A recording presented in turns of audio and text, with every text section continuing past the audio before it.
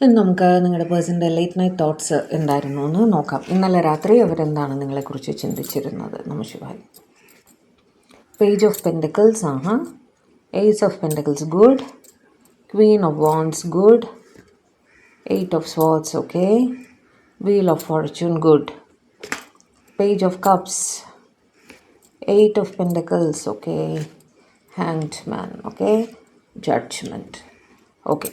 Judgment ഒന്ന് clarify ചെയ്യട്ടെ. Clarify judgment. Clarify judgment. Card തനിയെ വീണു. The chariot, okay. ഇവിടെ അവർ പറയുന്നത് പേജ് ഓഫ് പെൻറ്റക്കിൾസ് നിങ്ങളുടെ മെസ്സേജ് ഉണ്ടോ എന്നവർ നോക്കുന്നുണ്ടായിരുന്നു, അല്ലെങ്കിൽ നിങ്ങൾക്കൊരു മെസ്സേജ് അയക്കുന്നതിനെ പറ്റിയിട്ട് അവർ തീവ്രമായിട്ട് ആഗ്രഹിക്കുന്നുണ്ടായിരുന്നു കേട്ടോ. മെസ്സേജ് അയക്കണം രാവിലെ എന്നൊക്കെ ചിന്തിക്കുന്നുണ്ടായിരുന്നു. നിങ്ങളുടെ പഴയ മെസ്സേജസ് എടുത്ത് നോക്കിയിരിക്കാം. നിങ്ങളുടെ ഫോട്ടോസ് കൈവശം ഉണ്ടെങ്കിൽ എടുത്ത് നോക്കിയിരിക്കാം. നിങ്ങളെ ഓൺലൈൻ അവർ സ്റ്റോക്ക് ചെയ്യുന്നുണ്ട് കേട്ടോ. ഏസ് ഓഫ് പെൻറ്റക്കിൾസ് വെച്ച് നിങ്ങളുമായിട്ടൊരു പുതിയ ബിഗിനിങ് വേണമെന്ന് അവർ തീർച്ചയായും ആഗ്രഹിക്കുന്നുണ്ടായിരുന്നു. എന്ത് തടസ്സങ്ങളുണ്ടെങ്കിലും നിങ്ങളുമായിട്ട് അവർ ഹൈലി അട്രാക്റ്റഡ് ആണ് എന്ന് തന്നെ അവർ ആലോചിക്കുന്നുണ്ടായിരുന്നു കേട്ടോ. നിങ്ങളുടെ മുഖം വീണ്ടും വീണ്ടും അവരുടെ മനസ്സിൽ വരുന്നുണ്ടായിരുന്നു. നിങ്ങൾ നിങ്ങളുടെ ജോലിയിലും വളരെ കഴിവുള്ള ഒരു വ്യക്തിയാണ്. നിങ്ങൾ ജോലി സംബന്ധമായിട്ട് റിലേറ്റഡ് ആയിട്ടുള്ള ആൾക്കാരായിരിക്കാം. കാരണം ഏസ് ഓഫ് പെൻറ്റക്കിൾസ് വന്നിരിക്കുന്നുണ്ട്. ക്വീൻ ഓഫ് വാൻഡ്സ് ലീഡർഷിപ്പ് ക്വാളിറ്റിയൊക്കെ ഒരുപാടുള്ളൊരു വ്യക്തിയായിരിക്കാം നിങ്ങൾ.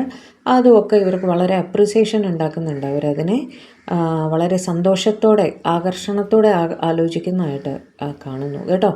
8 ഓഫ് പെൻറ്റക്കിൾസ് വെച്ച് അവർ ജോലി സംബന്ധമായിട്ട് തന്നെയാണ് വീണ്ടും അവിടെ ഒരു കണക്ഷൻ കാണുന്നത്. അതിനെക്കുറിച്ചും അവർ ചിന്തിക്കുന്നുണ്ടായിരുന്നു കേട്ടോ.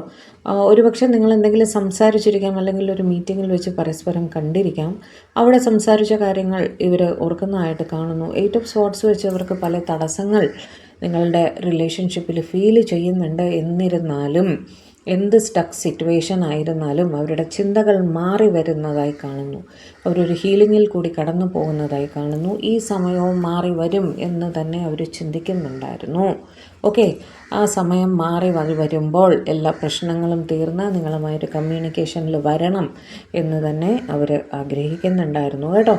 നിങ്ങളുടേതൊരു പാസ്റ്റ് ലൈഫ് കണക്ഷനാണ് എന്നൊക്കെ ഇവർക്ക് തോന്നുന്നുണ്ടായിരുന്നു. ഒരു തീരുമാനം എത്രയും വേഗം നിങ്ങളുടെ കാര്യത്തിൽ എടുക്കണം, നിങ്ങളുടെ അടുത്തേക്ക് ഒരു ഉറച്ച തീരുമാനവുമായി വരണം എന്ന് തന്നെ അവർ ആഗ്രഹിക്കുന്നുണ്ടായിരുന്നു കേട്ടോ.